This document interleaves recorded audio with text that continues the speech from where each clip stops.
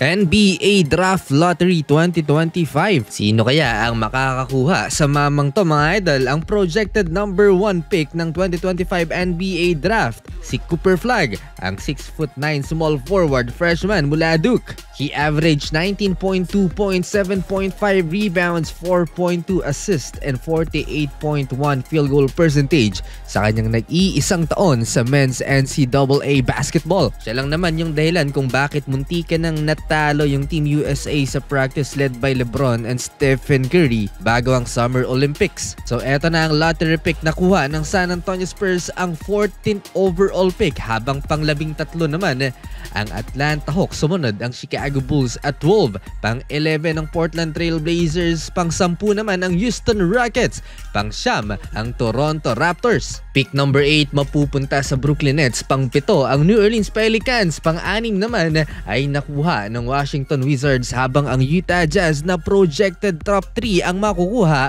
napunta sa kanila ang top 5. At eto na ang top 4, projected number 2 pick nga pala ang Phil-Om mula Rutgers na si Dylan Harper. He averaged 19.4 points, 48% from the field with 4 assists per game sa kanyang nag-iisang taon sa Rutgers. Proud Filipino itong si Dylan Harper mga idol. So balik tayo, and with 4th pick nakuha ng Charlotte Hornets. Pangatlo nakuha ng Philadelphia 76ers, pangalawa ang San Antonio Spurs, potential landing spot ni Dylan Harper, at ang number 1 jackpot si Nico Harrison mga idol, nakuha ng Dallas Mavericks. Dallas bound na si Cooper Flagg. Akalain mo yun, less than 2% lang ang pag-asa na makuha nilang number 1 pick, pero naka-jackpot pa.